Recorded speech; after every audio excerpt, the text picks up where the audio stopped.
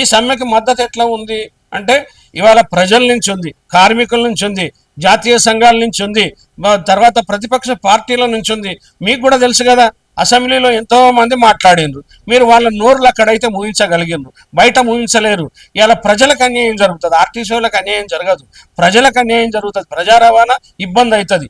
ఇంకొకటి కూడా మీ ద్వారా నేను చెప్తా ఉన్నా, ఇవాళ ఈ బస్సులు వచ్చిన తర్వాత ఇష్టారాజ్యంగా ప్రజలకు తెలియకుండా మరి ఇలా రేట్లు పెంచిందా లేదా, నడ్డి విరిసిండ్రు ప్రజలై.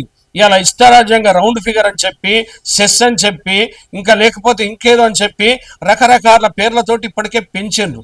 ఇవాళ ఎలక్ట్రిక్ బస్సుల మీద ఇష్టారాజ్యంగా ఇంకా పెంచుతూనే ఉన్నారు. దాన్ని పేపర్లో టీవీలలో రోజు వస్తూ ఉంది. దానికి జవాబు చెప్పకుండా పోతే ప్రజలు అన్యాక్రాంతం అవుతారు. ఇక్కడ ప్రజలు ఇంకా పూర్తిగా అంతా చదువుకొని మనలాగా ఉన్నోళ్ళు కాదు. చాలా మంది బీద ప్రజలు, బలహీన వర్గాలు, బడుగు వర్గాలు, సబ్బండ వర్గాల ప్రజలంతా తెలంగాణలో ఉన్నారు ఇక్కడ. మరి అటువంటి వాళ్ళకి న్యాయం చేయాలా చేయొద్దా? మీ లక్ష్యం ఏంది? మీ లక్ష్యం అదా కాదా? అంటే ఆర్టీసీని నిర్వీర్యం చేసి ప్రజలకు అన్యాయం చేస్తారా?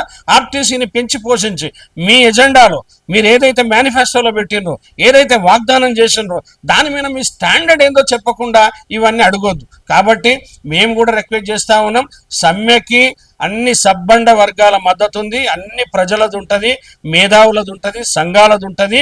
రేపు సమ్మె సైరన్ మోగించిన తర్వాత మేధావుల సదస్సులు పెడతాం. మేము తిరుగుతూనే ఉన్నాం, అరికాలకి బల్పం కట్టకుండా తిరుగుతాం. ఆర్టీసీని పరిరక్షించే వరకు, కార్మికులకు న్యాయం జరిగే వరకు, ప్రజలకి రవాణా సౌకర్యం మెరుగయ్యే వరకు మా ప్రాణాలైనా అడ్డు పెడతాం తప్ప వెనుకకు పోయేది లేదు. అది భేషజాలంతో కాదు, మిమ్మల్ని వ్యతిరేకించినట్టు కూడా కాదు.